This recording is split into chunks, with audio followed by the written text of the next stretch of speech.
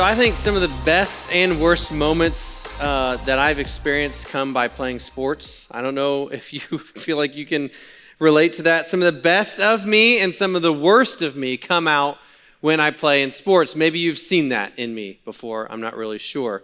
I think some of the best happen because I experience like teamwork, experience like genuine like competition, encouragement, determination, all those type of things. I think those things do bring out some of the best in me, but I also know that some of the worst can come out of me when I play sports. How many know like that's true of you too, right? Like sometimes, it's okay to raise your hands. Like sometimes competition, all that type of stuff can bring out some of the darker parts of you, all right? Now, I think sometimes, if I'm honest, I think it's most of the time it's like the competitive spirit within me. I'll be honest, like all the time it's the competitive spirit in me that brings those things out. I recognize that.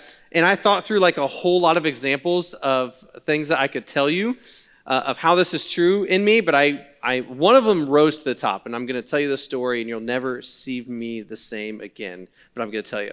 So I was playing in a CLC basketball game, all right? So right across the doors, playing in a basketball game. And in the CLC, they try to promote like friendliness and respectful competition and all those type of things, right? And for the most part, that's what happens there. And every once in a while, things get heated and all that type of stuff. But you would expect, at least from one of the pastors on staff, that, you know, I would abide by those things, right? Be respectful, friendly, all those type of things. And for the most part, that is who I am, and that is what I do. But every once in a while, there's these moments where competition or whatever just get the best of me, and those things are not the things that I exhibit. And I get embarrassed when that happens, because it does happen sometimes. And so I was playing in this game, and it was a tight game, and there was an official who I felt like a referee that didn't see the game the same way I was seeing the game. In fact, I know he didn't see the game the same way I didn't see the game, because he barely got to half court to call any calls. He was so lazy, all right? And so there was one time that I got fouled. Like it was the obvious foul, it was clear as day. I think maybe even people stopped playing because they thought it was a foul. He didn't call anything. And I turned back and I looked at him and said, "Come on, man, are you that blind?" Yeah. Like, it's really not that mean of a thing to say, right? Like, officials are used to that. They probably hear a lot worse than that. But it's an empty gym, right? And here I am, like, should be like a representative of the church and everything like that, and I'm calling this guy blind because he missed a call on me. That immediately got me like a 5-minute sit down on the bench, right? Which, like, is even more embarrassing. It was like, hey, you're out of control. Sit on the bench for 5 minutes and calm down. And I'm just like, and so Dustin Hart never lets me live that down because he was there, he saw it. I was embarrassed, right? Because I let my words not be a great representation of what I believed of how we should treat and speak to people, right? Now, granted, I could have said a lot worse things than that, but what I said was not friendly, was not respectful, was not any of those things. Your words are powerful. I think that you know this, but we don't always act like it, right? If you're like me, I was kind of raised with that saying, like, sticks and stones may break your bones, but words can never hurt you, right? We know that's not true. Sticks and stones can hurt you, but words can as well. You probably know that. Someone has probably said something to you that has really hurt you or really cut deep and made you feel insecure about yourself or something like that. And you know that words are powerful and words can hurt, but they can also be good. And so it's like both ends of this spectrum is that your words can bring really great things, but they can also bring really bad things in a relationship. And so we're going to look at this and talk about this idea through this perspective of how we treat others. So quickly, a real quick glance of where we've been this summer with Summer of the Other. We've talked about these ideas. The first week we talked about this idea of perception, that we should always perceive people the way that Jesus perceives people. So we talked about the Pharisee and the tax collector, that parable, right? How he was so focused on what he saw about himself and how he saw other people. So we need to see people like Jesus. We talked about inclusion. And so James's words talks about favoritism. And so we talked about including others in everything that we do. Jarrett talked to us about compassion from the Good Samaritan, how we should have compassion on all people. And then last week we looked at this idea of looking after, and we talked about how, and I challenged you to go visit someone, to go check in on someone. That's one way to care for others. And tonight I want to talk to you about your words and the power of our words and what our words can bring about into other people's lives. And to do that, I want to look at one verse that you may probably be very familiar with. It's from the Apostle Paul. It's Ephesians chapter 4, verse 29. Here's what it says. Do not let any unwholesome talk come out of your mouths, but only what is helpful for building others up according to their needs, that it may benefit those who listen.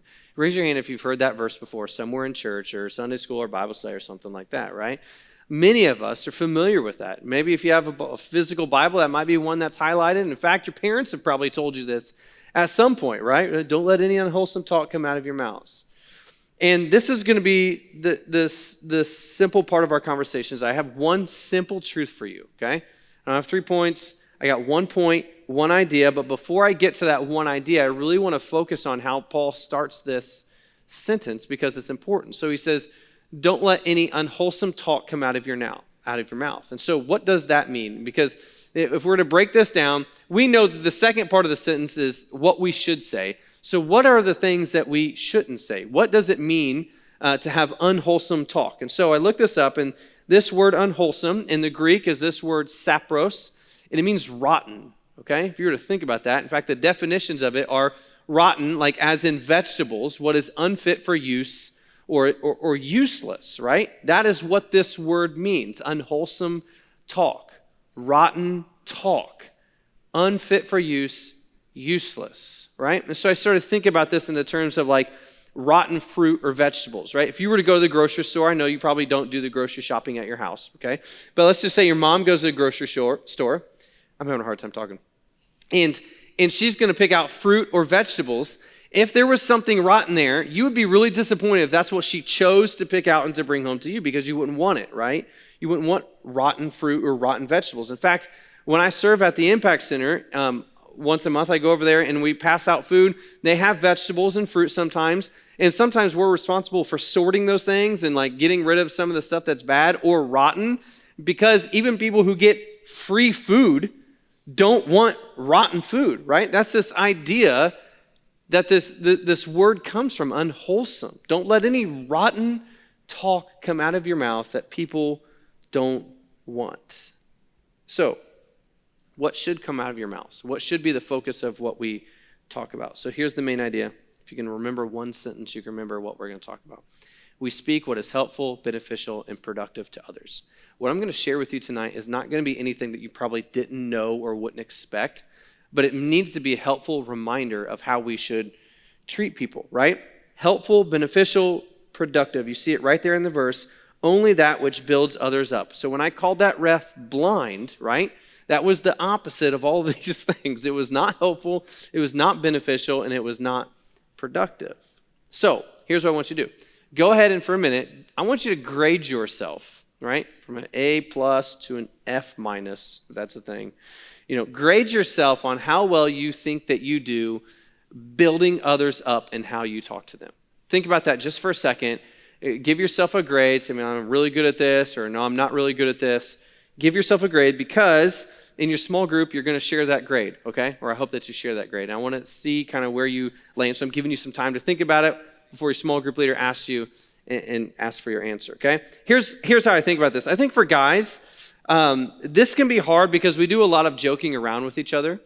Or at least in my experience, you may very well like somebody or believe that you are friends with them, but sometimes the way that we interact is we mess around with each other and we joke and we make fun and something happens and we just make fun of that or joke around with it and all those type of things. And at some level, that's just part of friendship. That's what happens. But then there's another level. It's like, okay, some of those things are hurtful, or some of those things repeatedly are like, we got to let that go. I don't want to keep reliving that. And those type of things. So I think that it's hard sometimes for guys specifically to find that balance of, the things that I say to somebody to build them up, or what I say to them that is just supposed to be fun. So guys, I want you to think about that. For girls, I think sometimes the thing that this comes down to is kind of like on the opposite end of this, where face to face with other girls, you may be very friendly, right? And smile and all that kind of stuff. But you know this, because I've seen this, is behind the scenes, sometimes gossip happens, right? And we talk about, can you believe that? Can you believe this? And listen, I'm not suggesting that girls are the only ones that gossip, okay? That's not what I'm saying. But I just want you to think about what this looks like. This unwholesome talk, this rotten talk, what does it look like in your life? Because this is what we need to move out. We need to move in things that build each other up, that are helpful, that are productive, that are beneficial. Now, if you want to know what Jesus said about our words, because our words do matter, he said this in Matthew chapter 12. He said, I tell you that everyone will have to give an account on the day of judgment for every empty word they have spoken. For by your words you will be acquitted, and by your words you will be condemned. That's some serious weight. I mean, if you look at that, what Jesus says, that's some serious weight to what Jesus puts on the things that come out of our mouths, the words that we use. All of us should be paying attention right now to how do we change this? How do we get better at this? Because if Jesus says that we're going to have to give an account someday for every careless word that we say, maybe how we talk to each other and what we say to each other actually is really important. Jesus was serious about the words that we use. And so I want to give you some examples or some advice on how to use the words that you choose to use towards others in a beneficial, helpful, and practical way. So these are my ideas. These don't necessarily come from Scripture. These are just helpful ideas, okay? So here's the first one, is to don't talk negative about yourself or think negative about yourself, okay? Some of you probably really struggle with this a lot. I know that you do, okay?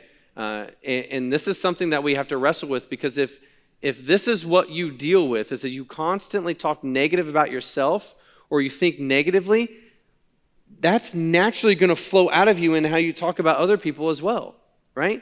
And so we have to, on some level, let ourselves have a little bit of grace and move ourselves to less of an attitude of like, I'll never be able to do that, or I'm never going to be good at that too. I can do that, right? I can get better at that, right? And so the more that we can kind of do this within our own heart and mind and our thoughts, the more that it will actually come out in our words as we speak to other people. You know, I read something that that says like your subconscious can't actually differentiate like your thoughts, whether they're true or not true, right? And so when you start thinking negative things about yourself, whether it's true or not true, that kind of just becomes the thing of what you believe and how you start treating people as well. And so if you want to have better words towards other people, stop talking negative about yourself. Here's the second one. These are going to get kind of cheesy here in a second. Compliment everyone. Compliment everyone. I want you to think about this. It's probably impossible, okay? So you can't compliment everyone that you talk to, but what if you tried? What if you tried that in your small group tonight? What if you tried that in just how you left this place tonight, okay? Because when you do this, when you compliment people, you are naturally speaking positive things to them. You are using your words to build them up. Do you understand what I'm trying to say, right? And so compliment. Girls are great at this, I think. Guys, not so much. We're not really great at like, hey, dude, I really like your shirt, but girls are like, oh, that's such a pretty necklace and everything, And so they naturally like compliment each other, and I think it's a helpful thing, and guys, we just make fun of each other. And so we have to we've got to find the balance, but like if you were to do this, if you were to compliment everyone that you talk to, find a way to do that, to build that into your conversation, you build them up. You speak positive things to them. I think that's what we're aiming for, right? Here's the last one. Ask yourself, basically, is their day better by talking to me? Now, you're not bat 1,000 here on this, okay? You can't do this with everybody, but what if you tried? That everyone who talked to you, their day would be better because of the words that you spoke to them. Maybe it's because of a compliment. Maybe it's because of the things that you asked them. Maybe you offered to pray for them, or maybe you just encouraged them on some level. But what if you started asking this question after you had a conversation with someone and said, is their day better because they talked to me? Now, what if you ask that question about strangers, right? Or referees, or whatever it is. Even if it's a small interaction, at checking out at the grocery store or at CVS or at Walmart or something like that, is that person's day better because of what you spoke to them? This is what it looks like to live this thing out. Don't let any unwholesome talk come out of your mouth, but only that which is helpful for building others up and beneficial for them. This is what it looks like. And so start asking that question. It's an evaluation tool. All I'm hoping that you'll do with all of this is that you'll start to consider the importance of your words and begin to look for ways to speak positively into people's life. You probably won't be perfect at this. I find myself often missing the mark on this, really missing the mark on this. And so as I wrote this message, I'm like, man, this is like stuff that I really need to work on, because I know that at work and at home and with my friends, I don't do this well. I don't always, I know that I don't compliment everyone. I know that not everyone's day is better because they talk to me, right? And so I know these things. These are things that I need to work on, and I bet there are things that you need to work on too. This really matters. Really matters. Here's why. Look at this verse from Proverbs. Proverbs 18:21 says, "The tongue has the power of life and death, and those who love it will eat its fruit." Your words have power. Let me end by telling you this. This is how I know this is true. This is how I know this is true in my life. Because when I was your age, actually, when I was a freshman, I went and I sat in my youth pastor's office. I don't remember why I was there. I don't think I was in trouble, but I was just there talking with him. It was something I would do every once in a while, just go in and talk or talk about life and different things like that. And so I don't remember what we were talking about, but I do remember one thing that he said to me. And through the course of this conversation, this sentence that he spoke to me has stuck with me. He says, you know, I think you'd be a great youth pastor. And I don't have a great memory, so I don't remember a whole lot of things. But here's what I know. 20 years later, here I am. Now, great, we can debate that, okay? All right? I don't know if I'm a great youth pastor. Maybe I'm just an okay one or a good one. I'm not sure. But here I am. And at that point, I really hadn't even considered like going into ministry. In fact, I wouldn't say that sentence that he spoke to me is what led me or propelled me to this. It wasn't like because he said that, like I was like, okay, I'll go to Bible college, right? You know, it wasn't like that. But it was a kickstart. It was something, because now my mind started moving in that direction. And I truly believe that it was a tool that God used. He used him as a vessel to speak to me, to start opening my heart and my mind to that possibility. And over the course of the next few years, that's what led me to where I am today. And so I tell you that story because that was one sentence. One sentence that was meant, I don't know if he meant to encourage me or to challenge me or whatever it was, but here's what it did. It spoke something to me. It spoke affirmation. And it started something for me. And how great would it be if for you, and it doesn't have to look the same, if for you were able to do something, speak something positive in somebody's life to where years later they say, you know what?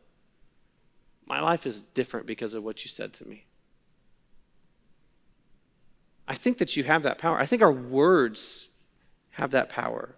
I want you to see that, and I want you to feel that. Here's what I want you to know and to remember. Again, we speak what is helpful and beneficial and productive to others. If you do this, you can begin to make a difference not only in your life and how Jesus is working in you and making you a better person, but you begin to impact other people's lives. You begin to make other people have a better life or to see themselves differently because of how you speak to them. So my challenge is just simply this, is that you consider this and start wrestling with this. Because I know, because I've been in your seats, is that often we kind of just push this to the side and say, how we talk to people doesn't really matter that much. It's about what's going on inside my heart. Well, that's true, but it's not true. Right? Jesus says we'll give account of the words that we say. Paul tells us, don't let anything unwholesome come out of your mouth. And James even talks about how can we build each other up and also tear each other down with the same mouth that doesn't make sense. And so I just want you to consider ways that you could intentionally, if we're talking about the summer of the other, helping other people, caring for other people, to speak to other people in a positive way. That's my hope, and that is my challenge for you. That's how you can make a difference in other people's lives, and I think that you can do it with your words.